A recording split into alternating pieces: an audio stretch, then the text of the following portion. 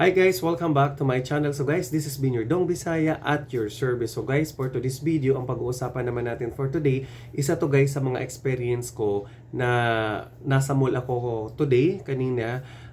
May napansin lang ako kasi nasa isang place ako na alam mo yung may dumaan, may isang lalaki at saka dalawang bata. Di ko alam kung anak niya yun mga kadong Bisaya. Okay? Kwento ko na lang sa inyo guys. So dumaan sila sa harap ko. Yung dalawang bata na to, ngumingiti sa akin. Hindi ko lang alam kung anong bakit nakita ngumingiti sila sa akin. Pero, nung paakyat na sila guys sa escalator, napansin ko na tumitingin at tumitingin, sinisigaw pa rin nila yung pangalan ko, Dong Bisaya, Dong Bisaya. So ako naman guys, kasi syempre hindi ko naman sila kilala, napaisip ako, bakit nila ako kilala? Hindi ko naman kilala yung mga bata na yon. So, hanggat paakyat na sila doon sa escalator hanggang pa second floor, tumitingin at tumitingin pa rin sa akin.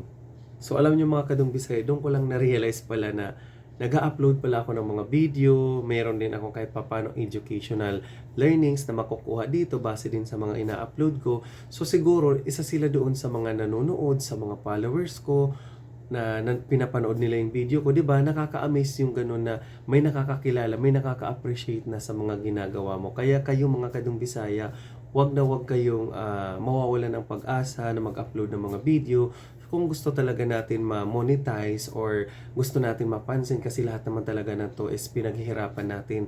Walang instant na magic sa buhay, guys. So ayan mga kadong Bisaya, as in, napawaw talaga ako. So, doon, nung nandun na sila sa second floor, doon pa lang ako napaisip na, oo nga, no, nag-upload pala ako ng mga video. So, ibig sabihin nito guys, meron nang nakakakilala sa akin. Siguro, pag may nag-share ng mga videos ko or dumadaan sa wall nila or sa reels, nakikita nila na, ay, si Dong Bisaya, yun na. So, na-amaze lang ako guys. So, alam mo kumbaga, yun yung ginawa kong instrument na mas mag-upload pa ako ng mga video, mas sipagan ko pa.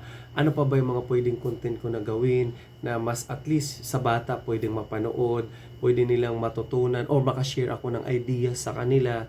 So, yun guys yung inisip ko na, okay, I think I need something to think even more or much better na mas makakatulong sa lahat na pwede sa bata. Okay? Kasi hindi naman sa pagni-negative guys, 'di ba, yung kadalasan na manonood natin mga videos ngayon is minsan mga merong hindi kaaya-aya, mga rated is PG. So itong mga gagawin nating videos guys, ito yung pwede kahit sino na ito na share ni Dong Bisaya, ito pala yung ganito ganyan. So continuous na tayo guys sa ganitong content. So at least may matututunan sila lahat. Okay? So, lahat naman ng mga benepisyo, itatakel natin yung prutas and everything, halaman. And after done dyan, guys, is meron pa tayong iba. Meron pa. Marami at marami pa to. So, yun lang guys. Nagpapasalamat lang ako sa lahat ng mga nagsusupport sa akin. And of course, salamat sa lahat sa mga nag-aabang ng mga videos na i-upload ko pa lang. Thank you so much guys. So, yun lang guys, and have a good day, and ingat po tayo, lalo na't medyo maulan ang Metro Manila for today, and na-amaze lang talaga ako. So I'm very happy with in the day or today, I'm very happy guys. So ikaw, malay mo, ikaw naman yung next na magiging kilala ng mga batang yun. So yun lang guys, thank you so much and have a good day.